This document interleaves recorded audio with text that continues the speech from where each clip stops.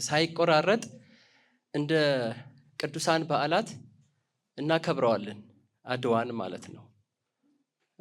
የሚገርማችሁ በታሪክ ውስጥ ያሉ እንዲህ ዘመናትን የሚሻገሩ ሁሌ አዲስ እየሆኑ የሚከበሩ በዓላት በጣም ጥቂቶች ናቸው።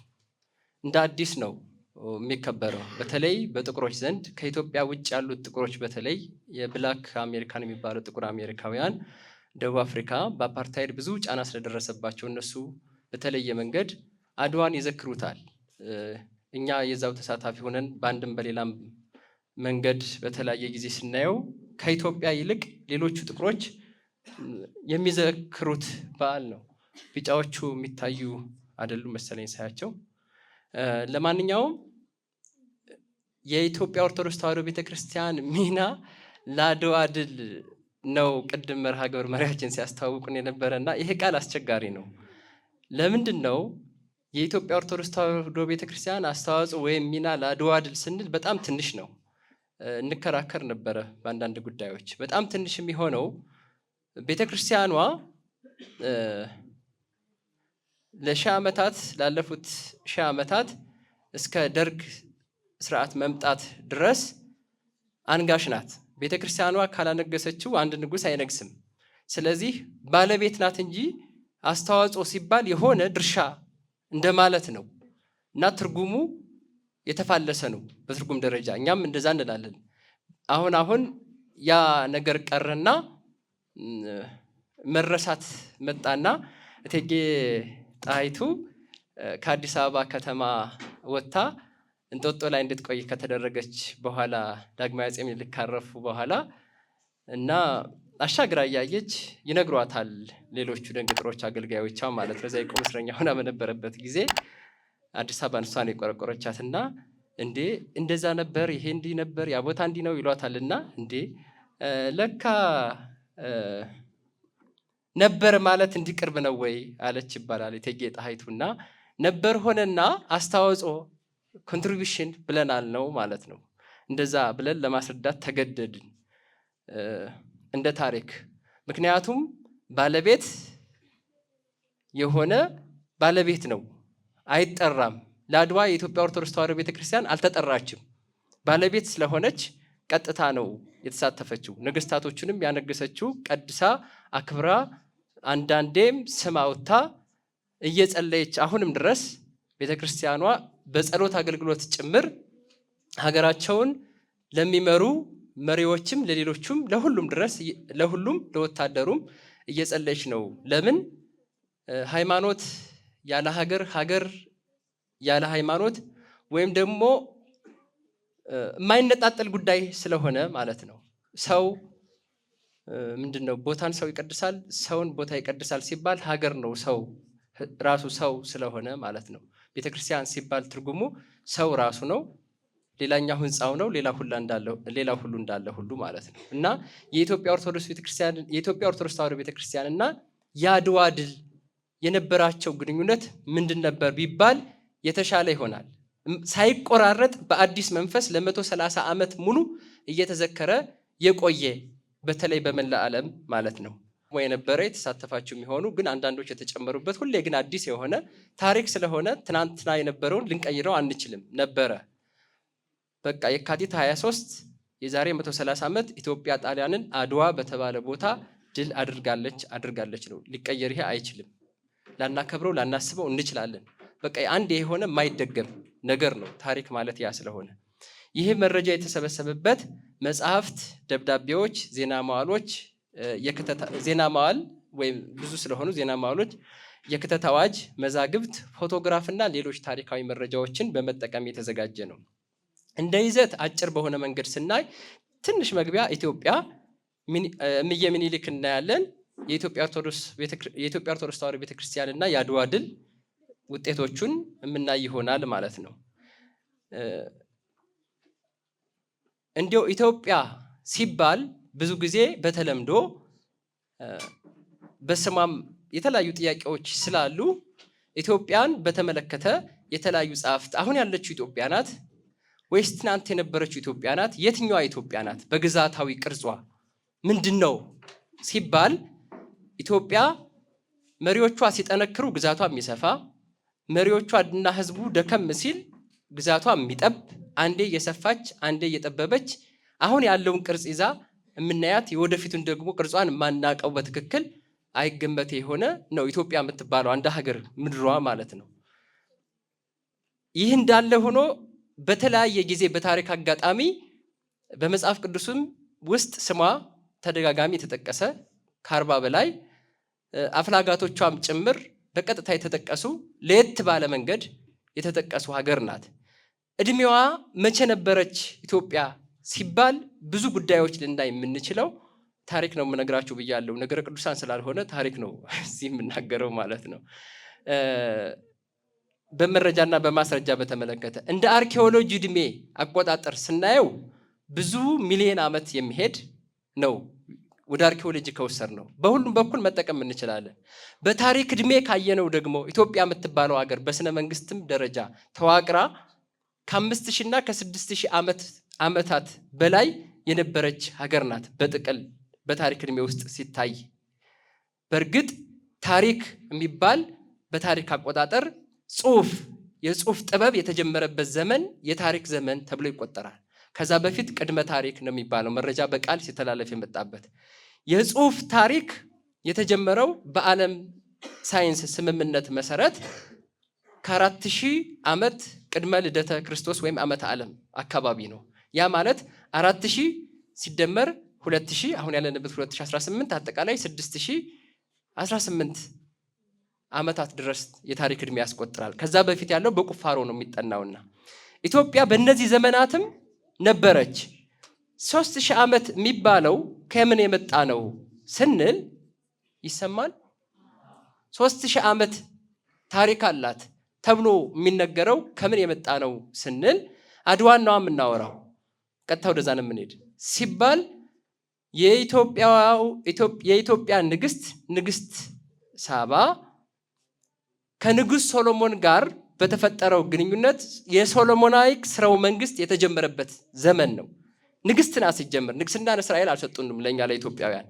ንግስት ስትሄድ ንግስት ሳባ ማክዳ ንግስት ነበረች። ንግስት ሆና ነው የሄደች። ንግስናን እዛ አይደለም ያመጣ ነው። ግን በኋላ የእስራኤል የንግስና ስርዓት የኢትዮጵያ የንግስና ስርዓት በቀዳማዊ ሚኒሊክ አማካኝነት ቀጥሏል ማለት ነው።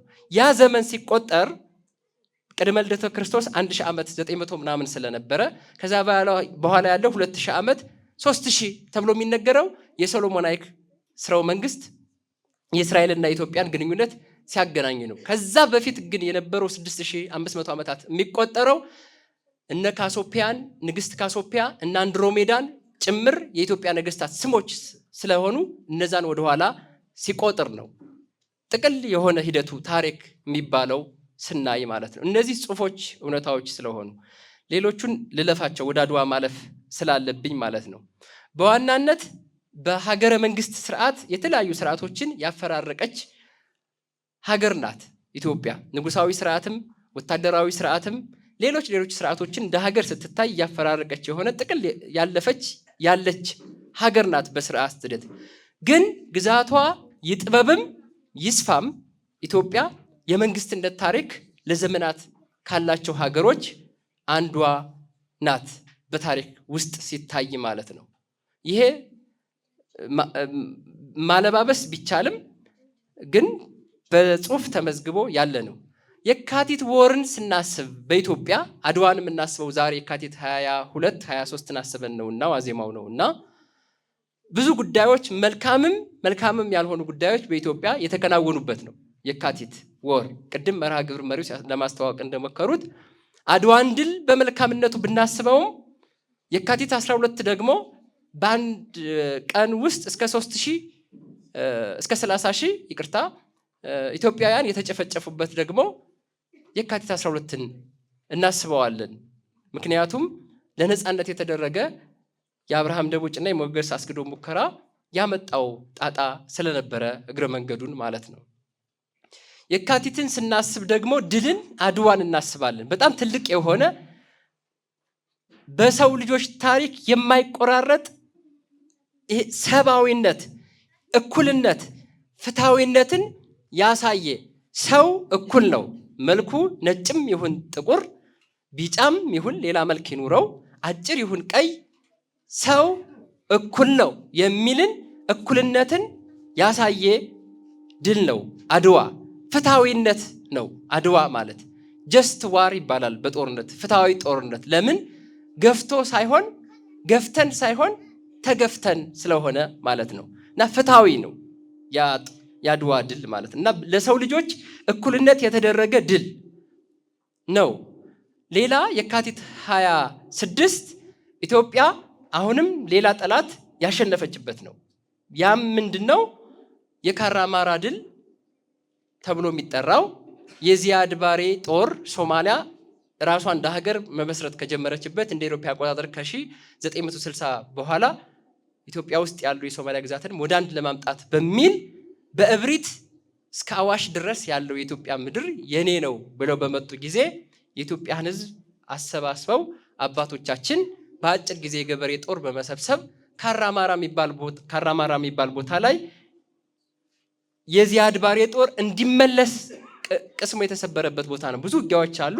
የካራማራ ግን የተመለሰበት ቦታ ስለሆነ እና የካራማራ ድልም የካቲት 26 ታስቦ መዋል ያለበት ነው። በአንድም በሌላ መንገድ ሁለቱም ወራሪ ናቸው። የሚለየው ይቺ ሶማሊያ የአፍሪካ ናት፣ ጥቁር ናት፣ ቀድሞ የቅኝ ግዛት ስር የነበረች ናት። ጣሊያን ደግሞ ነጭ እብሪት የዘር ጦርነት ነው። ይሄኛው የዘር ሳይሆን ደግሞ ይሄኛው የቦታ እና ሌላ ጉዳይ ያለበት ስለሆነ ማለት ነው። ለማንኛውም ካራማራ ላይ ብዙ የውጭም የውስጥም ሀገር የተሳተፉበት ስለነበረ በምስሉ እንደምታዩት በዚህ መንገድ ነው የካራማራ ድል ሲከበር የነበረው። ብዙ ጊዜ የኢትዮጵያ ጉዳይ በጥያቄ መልክ ሲቀርብ ይታያል። ኢትዮጵያ የሚባለው ቦታ የመኖችም ንግስት ሳባንም የኛ ናት ይላሉ፣ እኛም የኛ ናት እንላለን። ሁለቱም ትክክል ነው በታሪክ ሲታይ። ለምን? የመን የማን ስለነበረ? የኢትዮጵያ አካል ሆኖ ስለነበረ ነው ትክክል የሚያሰኘው። እነሱም የኛ ናት ቢሉም አዎ ግዛቱ የኢትዮጵያ አካል ስለነበረ ንግስቲቱም እዛ ቤተመንግስትም ስለነበራት እዚህም ቤተመንግስት ስለነበራት ሁለቱም ላይ ቢሉም ችግር የለውም። ግን በተለይ የሀገር ማዕከል አንጻራዊ ነው። የሀገር ማዕከል አንጻራዊ ነው እና ለምሳሌ አሁን ሚድል ኢስት ይባላል አይደል? መካከለኛው ምስራቅ ለእስራኤል ምኗም አይደለ ይሄ ቃል። መካከለኛው ምስራቅ ማለት ለአውሮፓ ነው የሚያገለግለው። እስራኤል እኔ የዓለም ማዕከል ነኝ ትላለች፣ ቻይናም እኔ የዓለም ማዕከል ነኝ ትላለች። እኔ አሁን ለራሴ ምስራቅ አለኝ፣ ምዕራብ አለኝ፣ እዚሁ ባለሁበት ማለት ነው። እናም በኢትዮጵያ አቅጣጫ ኢየሱስ ክርስቶስ በተለይ ከኢየሱስ ክርስቶስ መሰቀል በኋላ ኢየሱስ ክርስቶስ የተሰቀለበት ቦታ እንደ ማዕከላዊ ምድር ተቆጥሮ ማዕከሉን ኢየሱስ ክርስቶስ የተሰቀለበትን ቀራንዮን ማዕከል አድርጎ ሲታይ ነው። ከዛ ደቡብ፣ ከዛ ምዕራብ፣ ከዛ ሰሜን ነውና እዚህ ጋር እንደምታዩት አጠቃላይ አቅጣጫ 4 ብቻ ሳይሆን 8 ነው አቅጣጫ ያለው ማለት ነው። 4 ዋና ዋናዎቹ ናቸው። እናም ንግስተ አዜብ ተብሎ ሲጠራ እንሰማለን ብዙ ጊዜ። የኢትዮጵያ ንግስተ አዜብ። አዜብ የሚለው ቃል በምዕራብና አዜብ የሚለው አቅጣጫ በምዕራብና በደቡብ መካከል ያለ ነው። ከኢየሩሳሌም ስናየው ኢትዮጵያም በዛ አቅጣጫ የምትገኝ ናት እና ችግር አልነበረውም በቃሉ አጠራር ደረጃ እና ኢትዮጵያን ያማክላል። የሚያምታታን አይገባም። ወደ ጉዳዮችን ስንነሳ ለአድዋ ድል ትልቁ ምክንያት ከሚሆኑን አድዋን ስናስብ ምክንያቱም ምንም ይሁን ምን መሪዎች ናቸው። ከመሪዎቹ ውስጥ ደግሞ እምዬ ምኒልክና እቴጌ ጣይቱ ናቸው። እምዬ ምኒልክ ታሪካቸው ሰፊ ስለሆነ በምን ነው የሚታወቁት? እንዲሁ ለአድዋ ድልም የበቁት ከአፄ ቴዎድሮስ በተለየ ከአፄ ዮሐንስ በተለየ ምን ስብና ነበራቸው? ለምን በሁለቱም ዘመን ነበሩ ምኒልክ አፄ ምኒልክ ሳይባሉም ስማቸው ማለት ነው። እምዬ ምኒልክ በዋናነት እዚህ ጋር እንደምታዩት የአፄ ምኒልክ ዓላማ በዳግማዊ አፄ ቴዎድሮስና በአፄ ዮሐንስ አራተኛ የተጣለበትን የኢትዮጵያን መልሶ አንድ የማድረግ ለፍሬ ያበቁ ነበሩ። በታሪክ ሲታዩ ኢትዮጵያ በዘመነ መሳፍንት ተበታትና የነበረችውን የየአካባቢ መሪ እንጂ ማዕከላዊ መንግስት ያልነበረበትን መልሰው ወደ አንድ ያበቁት አጼ ሚኒሊክ ናቸው። በሁለቱ የተጀመረውን ለቁም ነገር ያደረሱት ማለት ነው። አጼ ቴዎድሮስ ጀመሩት፣ ዮሐንስ ቀጠሉት፣ አጼ ሚኒሊክ እንደዛ አደረጉት። ሲታዩ ከባህሪያቸው አኳያ ከሁለቱም ተምረዋል። ከአጼ ዮሐንስም ድክመትና ጥንካሬ፣ ከአጼ ሚኒሊክም ድክመትና ጥንካሬ እዚሁ ደብረ ታቦር እና መቅደላ ለ10 ዓመታት ስለቆዩ አጼ ሚኒሊክ ሳይሆኑ በፊት አጼ ሳይሆኑ እዚህ ደብረ ታቦር ላይ ደጃዝማች ሚኒሊክ የሚል ማዕረግ የተሰጣቸው አጼ ቴዎድሮስ ነው የሰጣቸው። የንጉስ ልጅ ስለነበሩ ወደፊት እንዲነግሱ አስቦ ማለት ነው። ደጃዝማች ሚኒሊክ እየተባሉ እዚህ ነበሩ። ልጃቸውን አልጣሽን ማጋብተዋቸው እና ከአጼ ሚኒሊክም ከአጼ ዮሐንስም ይቅርታ አጼ ሚኒሊክ ከአጼ ዮሐንስም ከአጼ ቴዎድሮስም ድክመትንም ጥንካሬንም አይተዋል፣ ወስደዋል። ከሁለቱም የተሻሉ ሆነዋል። ለአድዋ ድልም የበቁበት ምክንያት አንዱ ያ ስለሆነ የአሳዳጊያቸውን የአጼ ቴዎድሮስን አንደኛውን ባህሪ የያዙ ይመስላሉ ይላሉ ጸሐፍት ማለት ነው። ምክንያቱም አጼ ቴዎድሮስ በተለየ አሳዳጊያቸው ናቸው። በልጅነት ነው ያመጧቸው። 10 ዓመት 11 12 የተለያየ 11 ሚሉ የተለያየም ስላለ በዚህ እድሜ ነው ያመጧቸው ከሸዋ ማለት ነው። እናም ይሰማል ልጆች አዳምጡ ጠይቃለሁ። እሺ እናም ከአጼ ቴዎድሮስ ይቅርታ አጼ ሚኒሊክ አንደኛውን ባህሪ የወሰዱ ይመስላሉ። አጼ ቴዎድሮስ በታሪክ አይን ሲታዩ ሁሉም ባህሪ ያላቸው በጎም መጥፎም ማለት ነው። የርህራሄም የጭካኔም ሁለቱም ባህሪ ያላቸው። ከዛ በተለየ አጼ ሚኒሊክ ደግሞ የደግነታቸው ይበልጣልና የአጼ ሚኒሊክን ደግነትን አብዝተው የአጼ ቴዎድሮስን ደግነት አጼ ሚኒሊክ በአብዛኛው ወስደዋል። በተለይ ግን ደግነት፣ ለሀገር አንድነት መትጋትን፣ አይበገሬነትን፣ ዝመናን፣ የንግግር ለዛን፣ ንግግር አዋቂነትን ከአጼ ቴዎድሮስ የተማሩ ይመስላሉ። ለምን? አጼ ቴዎድሮስ መልካምም ክፉም ሁለቱንም ባህሪ የያዙ መሪ ናቸው። አጼ ቴዎድሮስ ይነግራሉ፣ እምቢ ካለ ይቆርጣሉ። ይነግራሉ፣ እምቢ ካለ ይፈልጣሉ። እንደዛ ናቸው እሳቸው ማለት ነው። እና ያዝናሉ፣ ርህሩህ ሆነው ያዝናሉ። ሳይጠበቅ ሲያዝኑ ይገኛሉ። ሳይጠበቅ ደግሞ መስመር የሳተ ሲያገኙ ደግሞ አሁንም በጭካኔ ይሄዳሉ። አጼ ቴዎድሮስ በተለየ መንገድ የወሰዱት ከአጼ ሚኒሊክ ከአጼ ቴዎድሮስ የወሰዱት ግን እነዚህን የወሰዱ ይመስላሉ በጸሐፍት አይን ሲታዩ ማለት ነው። ደግነትን፣ ለሀገር አንድነት መትጋትን፣ ለምን ኢትዮጵያን አንድ ለማድረግ እንደተዋከቡ ነው አጼ ቴዎድሮስ ያለፉት ማለት ነው። አይበገሬነትን፣ የእንግሊዝ ጦር ቢመጣም መድፍ አሰርተው ተራራም ወጥተው መንገድ ሰርተው ሀገሬን የማሳልፌ አልሰጥም ብለው የቻሉትን ችለው ወጥተው ወርደው መጨረሻ ደግሞ አልሆን ሲላቸው ከነራያቸው ለኢትዮጵያ ክብር ሲሉ የኢትዮጵያ ሕዝብ ተዋረደ፣ ንጉሱ ተሰደደ፣ ተወሰደ ከሚባል ብለው ራሳቸውን እስከ መስጠት ድረስ የደረሱ አይበገሬ ስለነበሩ፣ ዝመና ደግሞ ከአጼ ቴዎድሮስ ባህሪ የወሰዱት አጼ ሚኒሊክ ዘመናዊነትን የዘመናዊት ኢትዮጵያ መስራች ተብሎ ስለሚታወቁ ዘመናዊ ቴክኖሎጂ አንዱ ከነን መድፎች ስለነበሩ መድፍና የተለያዩ ጦር መሳሪያን ማምረት የጀመሩ ስለነበር ዝመናን፣ አጼ ቴዎድሮስ ደግሞ ከገዳም ከቤተ ክርስቲያን የወጡ ስለነበሩ እያንዳንዱ ንግግራቸው ሲቆጡም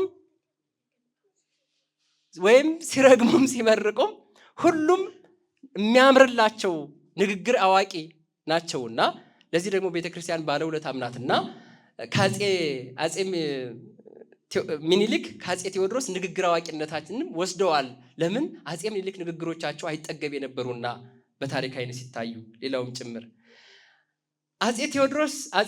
አጼ ሚኒሊክ ብዙ ስራዎችን ከመስራታቸው የተነሳ በተለይ ዘመናዊነትን ዝመናን በተመለከተ እንዲህ ያለ ንጉስ የንጉስ ቂላጣ ውሃ በመዘወር አየር የሚያወጣ ያደፈው ሲታጠብ የጠማው ሊጠጣ አሁን ከዚህ ወዲያ ምን ጥበብ ሊመጣ ባቡር ሰረገላ ስልኩም ተናገረ ባቡር ሰገረ ስልኩም ተናገረ ሚኒሊክ መልአክ ነው ልቤ ጠረጠረ እስከ መባል ተደርሰዋል። ያው ጠዋት ልጄ አጋጣሚ ላፕቶፕ ይነካካና ልጅ ነው 7 ዓመቱ ነውና እና ሚኒሊክ መልአክ ነው የሚለውን አየና አይቶታል። እኔ እዛ ቁጭ አድርጌው ክፍት ስለነበር አይቶታልና አባቴ አለኝ መጥተው። አቤት አልኩት። እንዴ ሚኒሊክ መልአክ ነው እንዴ አለኝ። ኧረ አይደለም አልኩት። ደግሞ መልሼ ነው እንዳልለው ፈራሁ መልሼ ማለት ነው። አይ የመልአክ ባህሪም አለው ሚኒሊክ አልኩት። እና መልአክ ከሆነ ለምን ሞተ አለኝ መልሶ። 7 ዓመት አልሞላውም፣ ሊሞላው ገና ወደ መጋቢት እየሄደ ነውና ወይ ጉድ ብዬ በጠዋት ፈተና ገጥሞኝ ነበር። ለማንኛውም ሚኒሊክ መልአክ ነው። ልቤ ጠረጠረ። ዝመናን ከአፄ ቴዎድሮስ ከአፄ ዮሐንስ የጀመሩትን አሁን የምንጠቀማቸውን በሙሉ ወደ ኢትዮጵያ በግድ የኢትዮጵያን ሕዝብ አስለምደውታል። በግድ በተለይ የሚያሳዝነኝ ጫማ ለምድላቸው ብሎ ሽፍን ጫማ መልበስ፣ እግሩ የታመመ ሰው ነው ጫማ የሚለብስ ይሄ ዝሆኔ በሽታ ምናምን የያዘው ነው ተብሎ ስለሚታሰብ በግድ ነው ጫማ እያለበሱ እግራቸውን እያወለቁ ይሄውን ያላመመኝም ለብሻለሁ፣ ይሄው እግሬ ደህና ነው እያሉ በግድ ነው የኢትዮጵያን ሕዝብ ለማዘመር የጣሩት አፄ ምኒልክ። አሁን ስናየው ምንም አይመስልንም እና ይሄው ደህና ነው እግሬ ይላሉ፣ እግራቸውን ያወጡና መልሰው ማለት ነው። እና አላመመኝም እባካችሁ የሆቴል ምናምን ነገር ተውት። አሁንም የደብረ ታቦር ሰው እኮ ሆቴል ላይ ውጭ ላይ በደንብ አይመገብም አይደለ? ሆቴልን ጣይቱ ለማስለመድ ያላደረገችው ጥረት በነፃ እየጋበዘች ነው ሆቴል ላይ ያስለመደቻቸው ማለት ነው እግረ መንገዱን። አሁን እኛ ያለንበትም እንደዛ ነው እግረ መንገዱን የምናየው። እና ዝመናን ዘመናዊነትን ይሄ ማህበራዊ ጉዳይን በግድ ነው አፄ ምኒልክ ለኢትዮጵያ ሕዝብ ያስለመዱት ማለት ነው። እና መልአክ ነው እስከ ማለት ጥርጣሬ የደረሰባቸው። ለምን አየሩ ተናገረ፣ በስልክ አወራ፣ ይሄ ነገር መልአክ ሳይሆን አይቀርም። ለማንኛውም ዛሬ 130ኛ ዓመቱን የምናከብረው ዝክረ አድዋ ድል ቤተክርስቲያን በተለያዩ ጊዜ የመጡባትን ጠላቶች እየተፈተነች አልፋዋለች። ብዙ ፈተና፣ ከዛ ውስጥ አድዋ አንዱ ነው። ሌሎቹን የሀገር ውስጥ እና የውጭ በጋራ ስለሆኑ ነው በተለየ መንገድ የማንዘክራቸው። ለአድዋ ትልቁ ምክንያት አበይት ምክንያቶች 2 ናቸው። መሰረታዊ ምክንያት የሚባልና የቅርብ ምክንያት የሚባላል። ይሄ ኢሚዲየት ኮዝ የሚባልና ቤዚክ ኮዝ የሚባለው ማለት ነው። ዋናው ጉዳይ አድዋ ጣሊያን ወደ ኢትዮጵያ የመጣችበት ቅኝ ግዛት ነው። ዋናው ጉዳይ ኢትዮጵያን በቅኝ መግዛት ነው።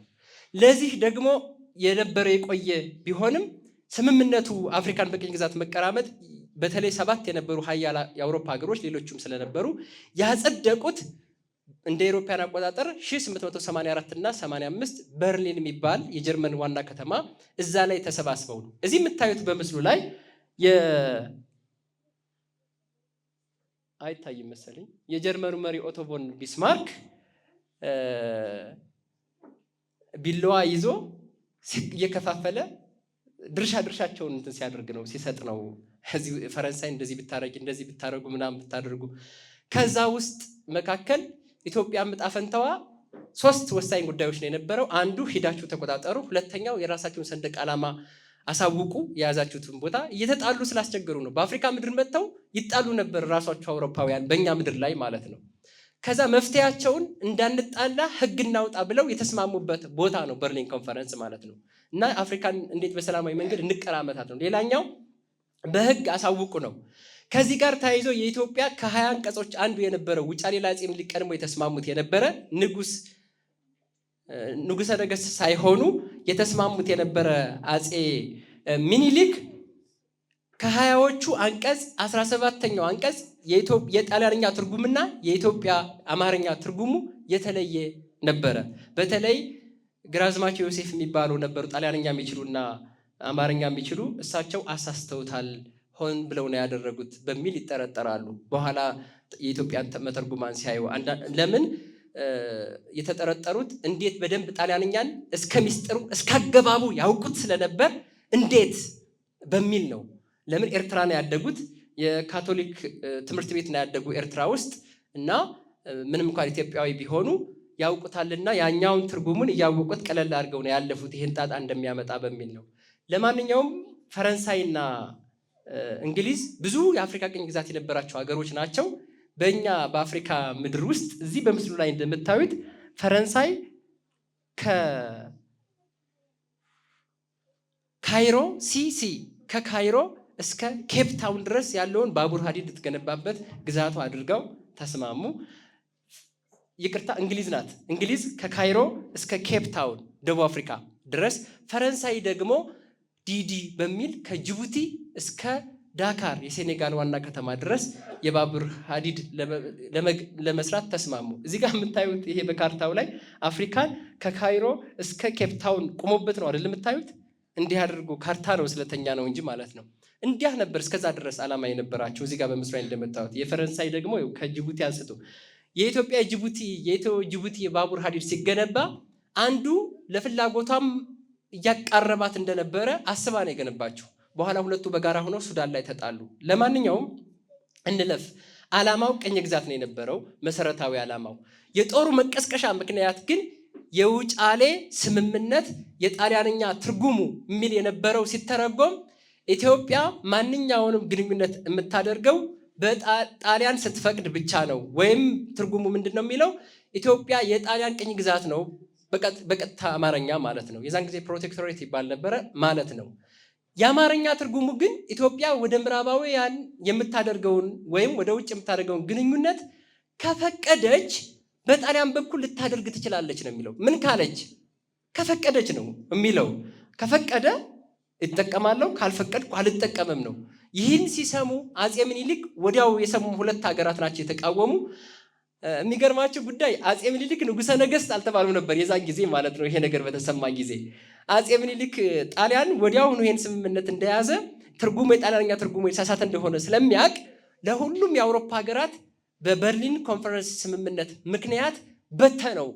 ይሄንን ሲበትነው ኢትዮጵያ የጣሊያን ቅኝ ተገዥ ናት ነው የሚለው። እዚህ በኋላ በማንኛውም ስብሰባ ጣሊያን ስትሰበሰብ ኢትዮጵያም ስትሰበሰብ ሁለት ሀገር ሆኖ ሳይሆን አንድ ሀገር ነው የሚሆኑት። አንድ ሀገር ነው የሚሆኑት። ለምን? ጣሊያን በማን ስር ሆናለች? ኢትዮጵያ በጣሊያን ስር ስለሆነች። ከዛ ንጉሥ ምኒልክ ሆዬ ደብዳቤ ላኩ። ምን ብለው? እኔ ንጉሠ ነገሥት ሁኜ ተሾሜያለሁ፣ ከዚህ በኋላ ኢትዮጵያ ንጉሥ ከአፄ ዮሐንስ ቀጥሎ እኔ ነኝ ብለው ሲልኩ ሁለት የተለያየ ደብዳቤ። ለዚህ መልስ የጀርመኑ መንግስት ሲደርሰው ቀጥታ ተቀብሎ ጣሊያን መረጃው ደረሳትና የጀርመኑን መሪ ከሰሰችው። እንዴት? ጣሊያን ኢትዮጵያ እኮ የኔ ቅኝ ግዛት ናት፣ እንዴት ከንጉሥ ምኒልክ ቀጥታ የመጣ ደብዳቤ ትቀበላለህ? እና ምን ላድርግ? መልስ ልመልስ ነበር። ወደ እኔ ላከውና እንደገና እኔ በጣሊያንኛ ጽፌ የጀርመን መንግስት እንኳን ደስ አለ ብሎሃል ብዬ ልላክለት ለምኒልክ አለች፣ መልሳ ማለት ነው። ሁለት ሀገሮች ሪያክት አድርገዋል፣ መልስ ሰጥተዋል። ፈረንሳይና ራሻ። ፈረንሳይ ጅቡቲን ይዛ ስለነበር እንግሊዝ ወደ ቦታው እንዳትመጣባት ስለፈለገች ነው። ለእኛ ዝና አይደለም ይህን ያልተቀበለችው። ራሻ ግን ምኒልክ የኢትዮጵያን ታሪክ ስለምታውቅ እንዲህ አይነት ስነልቦና እንደሌለው፣ የኢትዮጵያውያን እንዲህ አይነት ስነልቦና እንደሌላቸው ስለምታውቅ ወዳጃችን ኢትዮጵያ፣ የረጅም ጊዜ ወዳጃችን ኢትዮጵያ እንዴት ይህን ልትፈቅድ ትችላለች? ማንም ጦር ሳይገባባት ያንንም ማንም ጦር ሳይገባባት በሚል ለምኒልክ ደብዳቤ ላከች። አረ እንዲህ አይደለም። የምኒልክ ደብዳቤም ደረሰ በመሃል ላይ። እንዲህ አይደለም በሚል እንወያይ ተባለ። ቅድም እህታችን የጣይቱን ጉዳይ ስታነሳው ስለነበር እንወያይ ሲባል አንቀበልም ነው በጥቅሉ አንቀበልም። ለምን? ዓላማቸው ምን ስለነበር? አንቀጽ 17 የጣሊያንኛና የአማርኛ ትርጉሙ ምክንያት ነው እንጂ ዋና ዓላማው ምንድን ነው? ኢትዮጵያን በቅኝ ግዛት ማዋል ስለነበር። ከዛ መረብን እያለፉ አድዋን እያለፉ መቀሌን እያለፉ አምባላጌ ድረስ ደረሱ ማለት ነው። ከዛ ነው እንደገና እየመለሱ ወደዛ ይዘዋቸው ሄዱ አባቶቻችን። በዚህ ውስጥ ዓላማቸው ቅኝ ግዛት የቅኝ ግዛት ዘመን ስለነበረ በዚህ ውስጥ የቤተ ክርስቲያን ምንድን ነበረ ሚናዋ አንልም ብያለሁ። ቤተ ክርስቲያን የራሷ የሆነ የድርሻዋን አንጋሽ ስለሆነች ባለቤት ስለሆነች ምኒልክ ንጉሱ እንደተዘጋጁት ሁሉ ቤተ ክርስቲያኗን በራሷ መስመር ተዘጋጀች ለአድዋ ማለት ነው። እና ይሄ ያነሰ ተደርጎ የሆነ ኮንትሪቢዩሽን ተብሎ እንዲሁ በጠበበ መንገድ እንዳይታይ የሀገሪቱ በሃይማኖት ከፍተኛ መሪ ሊቀ ጳጳሱ አቡነ ማቴዎስ ናቸው። የሀገሪቱ ደግሞ በሀገር በስጋ በምድሪቱ የሚመሩት ደግሞ አጼ ምኒልክ ናቸው። አጼ ምኒልክ የራሳቸውን ተዘጋጅተዋል። አቡነ ማቴዎስ ደግሞ የራሳቸውን ዝግጅት አድርገዋል። እኩል ነው የተዘጋጁት እንጂ እንደሆነ ኮንትሪቢዩሽን በምትል አነስተኛ ነገር ቅድም ቃሉን ነግሬያቸዋለሁ የሚጠቀስ ብቻ አልነበረም። ለምን? ከዛ በፊት ከምኒልክ በፊት አፄ ዮሐንስም ሲያውጁ ኢትዮጵያ ሀገር ናት፣ ኢትዮጵያ ሚስት ናት፣ ኢትዮጵያ እናት ናት፣ ኢትዮጵያ ሃይማኖት ናት እያሉ ነበረ። ጉንደትና ግብፅ በወረራቸው ጊዜ አዋጅ የጠሩት። አፄ ምኒልክም ተመሳሳይ ጥሪ ነው ያደረጉት ማለት ነው። እንዲህ ያነሰ ተደርጎ አይደለም መነገር ያለበት ማለት ነው። ጣሊያኖች በተለያየ ጊዜ ኢትዮጵያ ይመጡ ስለነበረ እሱን ልለፍላችሁና ወደኋላ መፍጠን ስላለብን በዋናነት ቤተክርስቲያን ለድሉ ትልቁን ድርሻ የተጫወተችው አንዱ የቤተክርስቲያኗ ትምህርትና የህዝቡ አማኝነት ነው። ምን ማለት ነው? ለኢትዮጵያ ኦርቶዶክስ ክርስቲያኖች አማኞች ምድራቸው ቅድስት ናት፣ የተባረከች ናት። ስለዚህ ምድራቸው እንድትረክስ አይፈልጉም። በኦርቶዶክሳውያን አማኝ ዘንድ ማለት ነው። ማንም እንዲወስዳት አትፈልግም።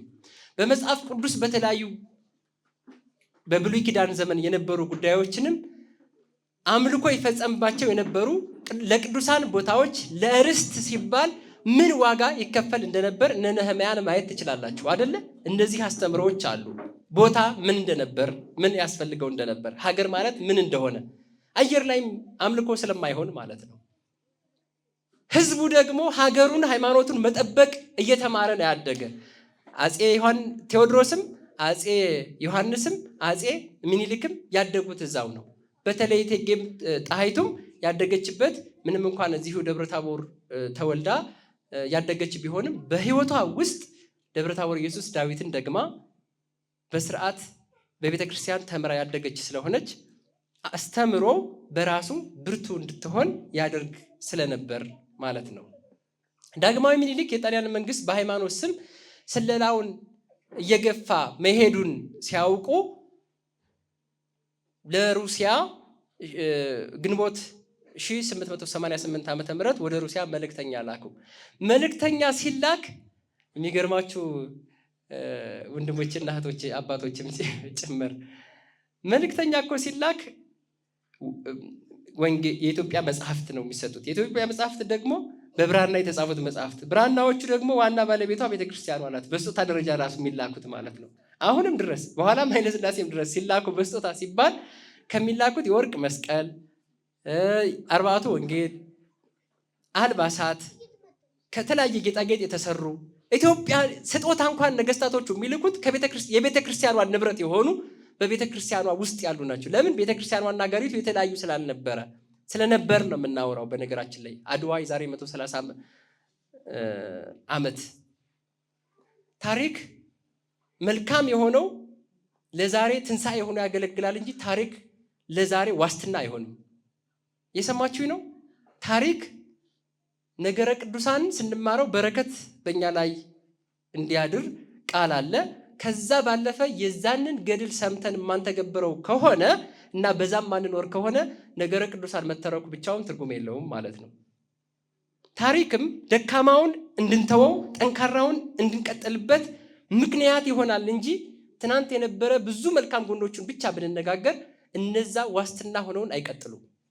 ዋስትና የሚሆነን በዛ ጥንካሬውን አስወግደን ደካማውን አስወግደን ጥንካሬውን ስናስቀጥለው ስለሆነ ብቻ ማለት ነው። ከንፈራችን እንድንመጥና በየዓመቱ እንደዛ ያለው ሩሲያ የጦር መሳሪያም ልካለች፣ ወታደራዊ አሰልጣኞችም ልካለች። እንደው በተለምዶ አፄ ምኒልክ ያልተዘጋጁ በጎራዴ ብቻ እንዳይመስሏቸው ሁሉ አቀፍ ዝግጅት አከናውነዋል። እዚህ በምስሉ የምታዩት የሩሲያዊ ነው። ይህ ሰው እዚህ ጋር ሊዮንቴ ይባላል። በዚህ በቀኝ በኩል የምታዩት ሩሲያዊ ነው። ሁሉ አቀፍ ዝግጅት ነው ያደረገችው። በአጠቃላይ ቤተክርስቲያኗ የምታዩቸው አልባሳቶቹን ሁሉን ነገር ታያላችሁ። አሳዛኙ ጉዳይ ሳልነግራችሁ ማላልፈው እዚህ ጋር በባዶ እግራቸው የነበሩ አባቶቻችን አሁንም ችግር በተነሳ ሰዓት ኑ ዝመቱ ሲባል በባዶ እግራቸው ናቸው ያሉት። የዛሬ 130 ዓመት በባዶ እግሩ የዘመተ አርሶ አደር አሁንም ችግር በገጠመ ጊዜ በባዶ እግሩና እንዲህ ቆራጣ ልብስ እንደለበሰ እናዘመት ይባላል። እየሰማችሁ ነው። አሁን ያ ነው ታሪክ የሚያሰኘው። የሚገርመው አድዋን ድል እንዘክራለን። አድዋ አድርገን ያኔ ያባረርነው ግን እስካሁን ድረስ በተመሳሳይ ኑሮ ነው የምንኖረው። እዛው አላለፍንም እና ሚኒሊክን መዘከር ካለብን አንተ የጀመርከው ስልጣኔ እኛ ቀብረ ነው እባክህ መንፈሳዊ ያድርንበት ዘንድ ካልሆነ በቀር ይኸው በተመሳሳይ ችግር ሲገጥመን እንደውም እኛ ልብስ የለበስነው ሱፍ ያደረግነው ምናምን አንገባም እኮ በርቀት ምናምን ሆነ እንደዚህ ነው የምንለው ማለት ነው። ይሄ አሳዛኝ ነው። ክቡራን ታዳሚዎች ብዬን ማነሳው በቀጥታ አለባበሳቸውን ስናይ ደስ ይለናል። እንደዛ ሆኖ አሁንም ግን በባዶ እግሩ ነው ያለው። ይሄ አላሻገር ነው፣ ሚናም አልተጫወትንም። የሚያመው እና የሚያሳዝነው ጉዳይ። ተመሳሳይ በጦርነቶች እንማግደዋለን። በዚህ እንደዚህ ያለውን አድዋ ፎቶውን ስታዩት እንደዛ ነው። ሁሉም ነው የዘመተ። ቤተክርስቲያኗ ግዴታዋ ነው።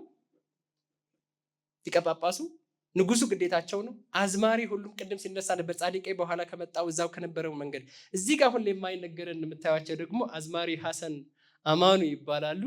ፈረሱ ዳኛው ሚስቱ ጣይቱ ምጽዋ ወርዳ ቀዳች ወጥ ቤቱ። ምክንያቱም ምጽዋ በሌላ ተይዞ ነበር። አፄ ዮሐንስ እንደሻቱ ቴዎድሮስ የኢትዮጵያ ባል ኢየሩሳሌም እጮኛ እንዳሉ እንደተመኙ ሳይሆን ነው የቀረው። እናም አድዋ ምጽዋ ቀዳች ምጽዋ ወርዳ ቀዳች ወጥ ቤቱ ማለት ግዴታ ሰራተኛ ምጽዋ ውሃ ልትቀዳ የምትችለው ምጽዋን መቆጣጠር ስንችል ነው ማለት ነው። ግን ህልም ነበር። ደረስን ብለው ነው እኒሁን በምስሉ የምታያቸው የዛን ጊዜ የነበሩት እናቶቻችን በሙቀጫ እዚህ ጋር በምስሉ ላይ የምታዩ ሴቶች ስንቅ ትጥቅ ሲያዘጋጁ ልብሳቸው እንደለበሱ፣ በእርግጥ ቀሚሳቸውን ብንወርሰው ደስ ይለኛል፣ እግረ መንገዱንም ማለት ነው። ሴትን ጠንካራ የሚያረጋት ሱሪ መልሷ ሳይሆን ስራዋ ነው።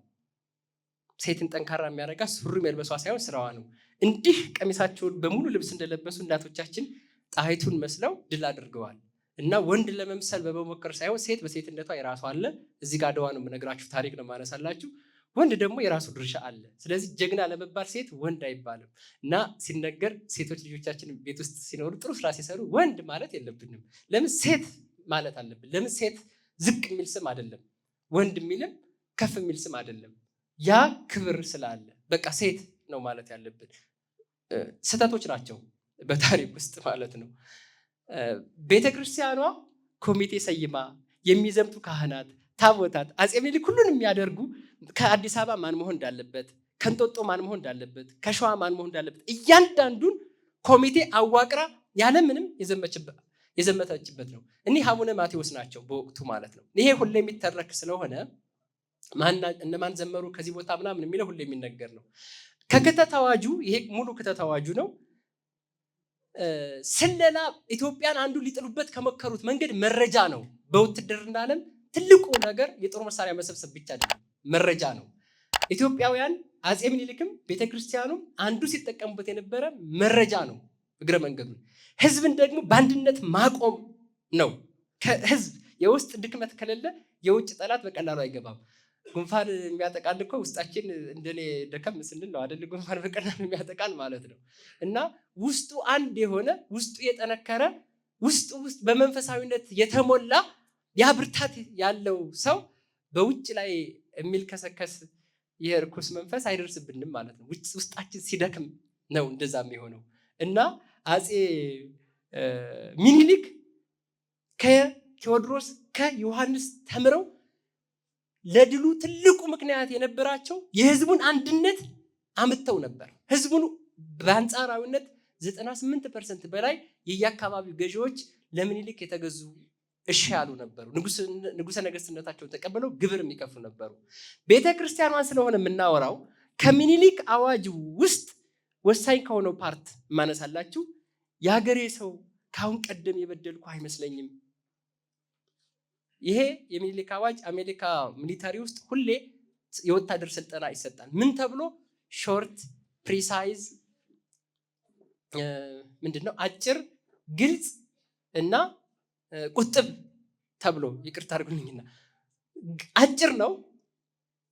ሁሉን ነገር እንትን ኢንክሉሲቭ፣ ቁጥብ ሳይሆን ኢንክሉሲቭ፣ ሁሉን የያዘ ሁሉን እዩት። እንዲሁ በየሚዲያው ይዘዋወራል። አንብቡና ተረዱት። ይሄ አዋጁ ማለት ነው። እያንዳንዱን ታሪክ ከጠቀሱ በኋላ ምን አሉ? የሀገሬ ሰው ካሁን ቀደም የበደልኩ አይመስለኝም። እርግጠኛ ናቸው ባለመበደላቸው። ምክንያቱም ንጉስ መንበሩ ላይ ሲወጣ ህዝብ መበደል የለበትምና። አንተም እስካሁን አላስቀየምከኝም። እርግጠኛ ናቸው አንተም አላስቀየምከኝም። ለምን? ከወደ ኋላ ሲመጡ በአዋጃቸው ውስጥ የቤተክርስቲያን ሚና ነው የምናየውና ከአዋጃቸው ውስጥ እነሆ ጠላት ብለው ባህር አልፎ የሀገሬን ባህር አልፎ ስለ ባህር ማለት ቀይ ባህርን አልፎ ምኒልክ ወሰን አሳልፎ ሰጥተዋል ይላል አንዳንዱ ሞኝ ማለት ነው። የሀገሬን ባህር አልፎ ያሉት እኮ እዚህ ያለውን ወንዝ ዙፊልን አይደለም እንደዛ ብለው የጠቀሱት ማለት ነው። ቀይ ባህርን አልፎ ተሻግሮ ማለታቸው ነው። አዋጃቸውን ማንበብ ነው። ከዛስ ጉልበት ያለህ በጉልበት እርዳኝ፣ ጉልበት የሌለህ ለልጅህ፣ ለሚስትህ፣ ለሃይማኖትህ ይሄ አፄ ዮሐንስ በአዋጅ አውጀውታል። ለሃይማኖትህ ስትል በሐዘን እርዳኝ። ሐዘን ምንድነው? ጸሎት ነው አይደለ? ካልቻልክ ቢያንስ እዛው ባለህበት ጸልይ። ሐዘን ጸሎት ስለሆነ በጸሎት እርዳኝ። ወስደህ የቀረህ ግን በኋላ ትጣላኛለህ። አልተውህም። ማርያምን ለዚህ አማራጭ የለኝም። ዘመቻዬ በጥቅምት ነውና የሸዋ ሰው ወሬሉ ከተህ ላገኘህ እያሉ ያዛሉ ማለት ነው። ይህን አዋጅ አላስቀየምከኝም፣ አላስቀየምኩህም፣ የምትችል እርዳኝ በአካል ከተህ፣ ያልቻልክ ደግሞ በጸሎት እርዳኝ። ከዚህ ውጭ የሆነ ግን ደሞ ይሉና እርግጠኛ ናቸው እንደሚመለሱ። ደግሞ የሚገርመው ጉዳይ አዋጁን እርግጠኛ ናቸው። እስኪ ስቡት፣ ንጉሱ፣ ንግስቲቱ፣ ጳጳሱ፣ ካህናቱ፣ ሊቃውንቱ፣ ታቦቱ ሁሉም ዘምቶ ምድሪቷ ነው እዛ አድዋ ስለሆነ ማንም የቀረ የለም። አገር ሲሆን ማንም የሚቀር የለም። እና አባ ጅፋርን ሊመጡ ሲሉ አይ እንግሊዝ በኬንያ በኩል አለችና እዛ ያለውን ጠብቁ አሏቸው። ተመለሱ፣ እዛ ጠብቁ። ለምን? እንግሊዝ ነገረኛ ስለሆነች በዛ በኩል ትገባለች ብለው ኬንያ ስለነበረች። ይቅርታ፣ ሁሉም የዘመተበት ነበረ። እርግጠኛ ስለሆኑ ብትወሰልት በኋላ ድል አድርጌ መምጣቴ ስለማይቀር ማርያም ትጣላኛለህ አሉ። እርግጠኝነት ነበራቸው እስከዛ ድረስ ማለት ነው። ለማንኛውም ዳግማዊ ምኒልክ ሲሄዱ የአሁን አራዳ ጊዮርጊስ በሳር የተሰራ ስለነበረ ስለተሳሉ ይላሉ ሊቃውንቱ። ምን ብለው? የዛን ጊዜ የነበሩ ጽፎች ናቸው እዛው የተቀመጡ። ድል አድርጌ ብመለስ ታቦት አብሮ ስለዘመተ ድል አድርጌ ብመለስ ይህን ሳር ክዳን ምን ሆኖ እንደገና አፍርሼ በስርዓት በአማረ መንገድ እሰራዋለሁ ብለው ማለት ነው። ተሳሉ። በኋላ አሳያቸዋለሁ እንዴት እንዳደረጉት ማለት ነው።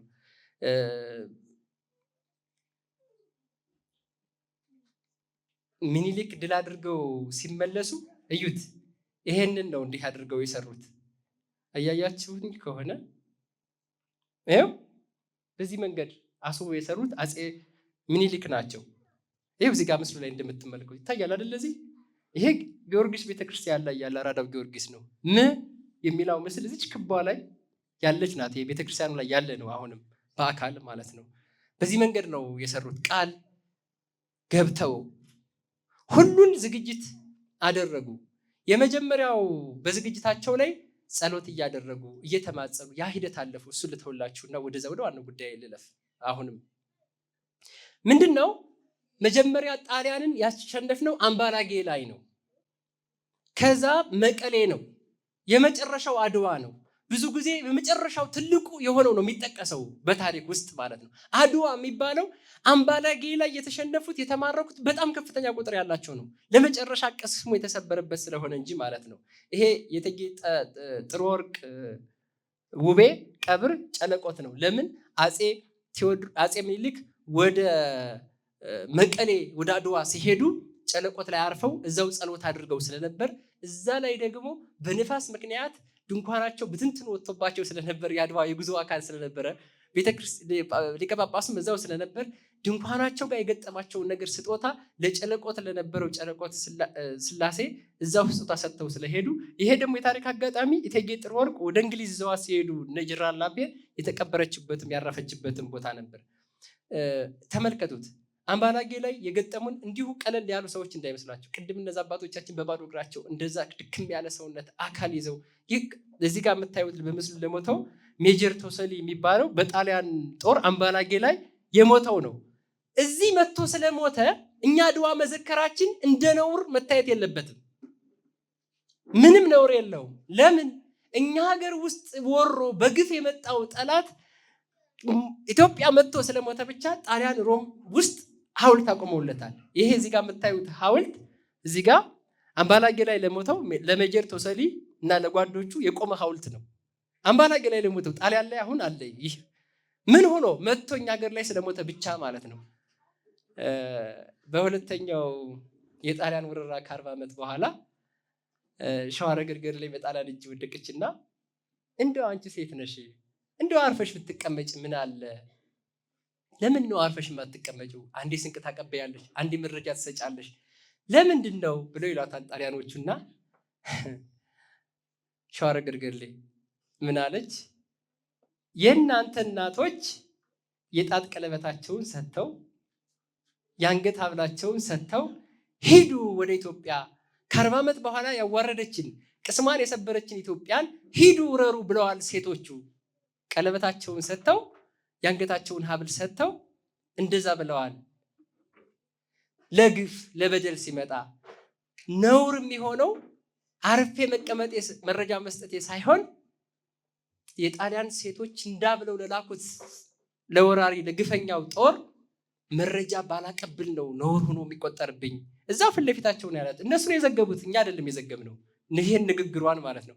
አንዳንዴ ደስ የሚለውን ነገር ይዘግባሉ፣ ጀግና ይወዳሉ፣ ወራሪም ቢሆኑ ማለት ነው። በጥቅሉ ታኅሳስ 2888 መቀሌ ደረሱ። የመቀሌ ድል ሆነ።